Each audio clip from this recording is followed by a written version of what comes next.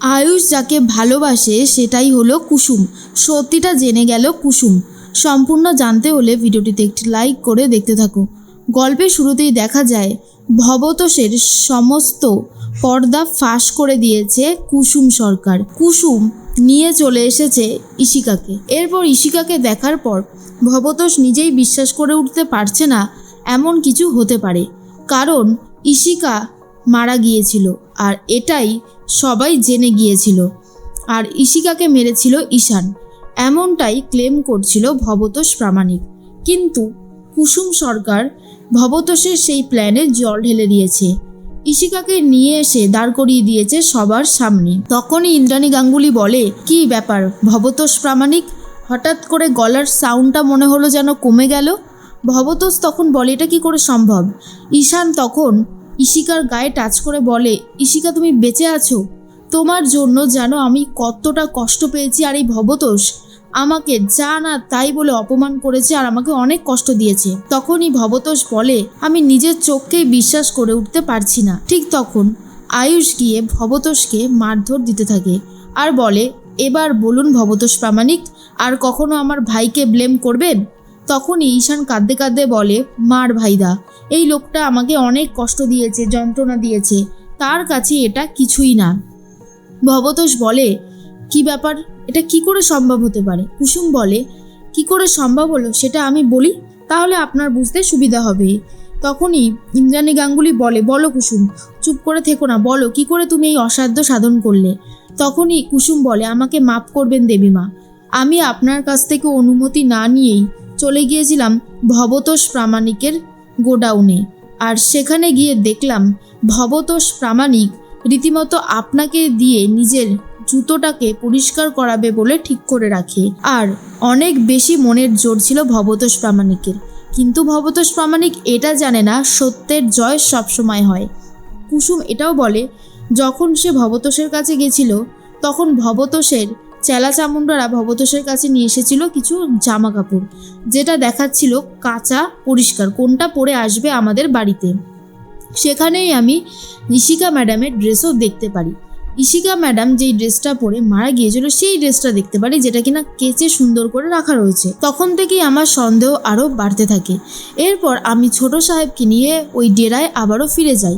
ভাবি যে নিশ্চয়ই ইশিকাকে কোথাও একটা বন্দি করে রেখেছে, আর তারপরেই আমি ইশিকাকে ওখান থেকে উদ্ধার করে নিয়ে আসি।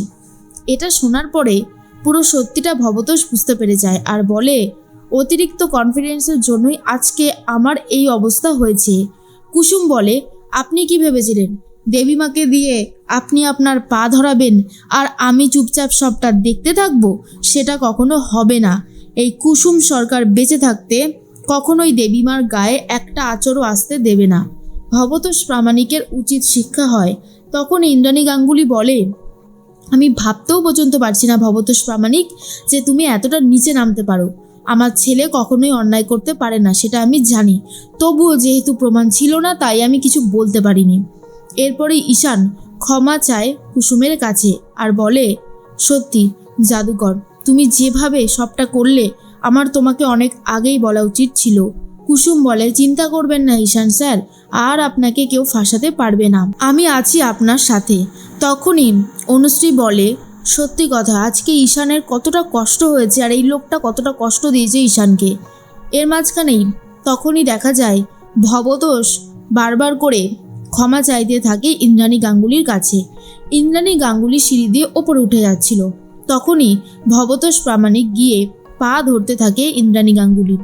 কুসুম তখন ওপরে উঠে গিয়ে বলে, খবরদার, আমার দেবীমাকে স্পর্শ করার সাহস কে দেখিয়েছে আপনাকে? এরপর ভবতোষ কুসুমের ওপর খুব রেগে যায়, বলে, বাড়ির একটা কাজের মেয়ে বারবার করে আমাকে অপমান করছে, আজ সবার আগে তোকে জব্দ করব। এই বলেই কুসুমের হাত ধরে টানাটানি শুরু করে দেয়। আয়ুষ সেটা একদমই সহ্য করতে পারছিল না, কিন্তু তার আগেই ইন্দ্রাণী গাঙ্গুলি ভবতোষকে সজোরে এক এমন লাথি মারে যে ভবতোষ প্রামাণিক সিঁড়ি দিয়ে গড়িয়ে গড়িয়ে নিচে পড়ে যায়। তখনই চলে এসেছে পুলিশ অফিসার। পুলিশকে ডেকে নিয়ে এসেছে আয়ুষ আর বলে, অফিসার দেখুন এই ভবতোষ প্রামাণিক ঠিক কী অন্যায় করেছে। ভবতোষ যখন স্বীকার করেছিল মুখে যে হ্যাঁ ঈশানকে ফাঁসানোর চেষ্টায় সে এইসব কিছু করেছে, তখনই ফোনে রেকর্ড করে নিয়েছিল আয়ুষ আর কুসুম, আর সেটাই পুলিশের সামনে ভিডিওতে তুলে ধরে। তখনই পুলিশ বলে, চলুন ভবতোষ প্রামাণিক, আবারও আপনাকে জেলে যেতে হবে। ভবতোষ কোনোভাবেই জেলে যেতে চায় না, কিন্তু ইন্দ্রাণী বলে যেতে তো তোমাকে হবেই ভবতোষ, কারণ তুমি অন্যায় করেছো।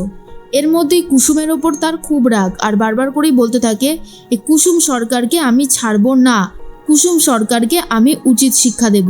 এর মধ্যে ইশিকা বলে, আমার মায়ের 3rd স্টেজ ক্যান্সার, মায়ের জন্য আমার প্রচুর টাকার দরকার ছিল, তাই ভবতোষ প্রামাণিক টাকা দিয়ে আমাকে কিনে নিয়েছিল।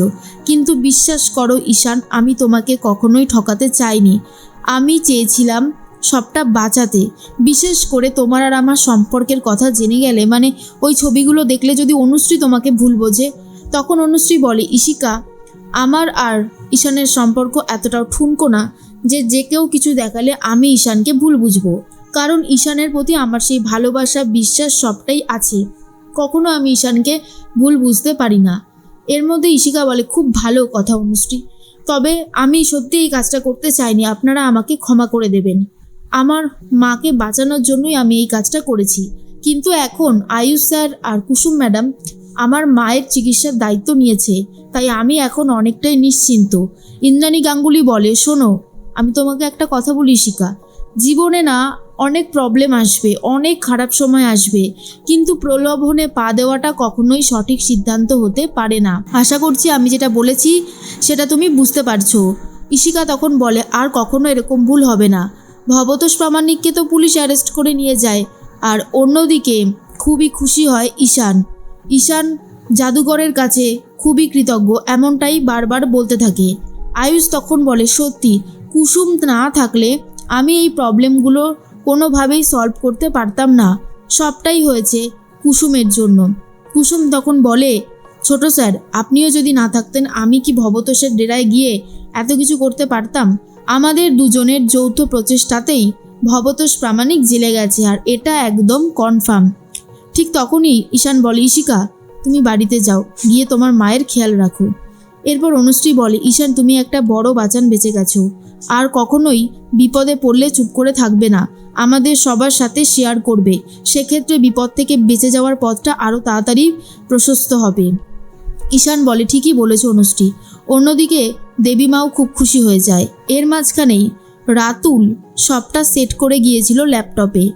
আয়ুষ যাকে ভালোবাসে, যে চোখ দুটোকে ভালোবাসে, সেই চোখ দুটোই যে কুসুমের, সেটা জেনে মীনাক্ষী জাস্ট চমকে যায়, কারণ তার প্রমাণ পেয়ে যায় মীনাক্ষী, আর বলে, আয়ুষ তাহলে কুসুমকে ভালোবাসে। এই সত্যিটা শুনে নিয়েছে কুসুম, আর তার জন্য কুসুম নিজেও খুব খুশি হয়ে যায়।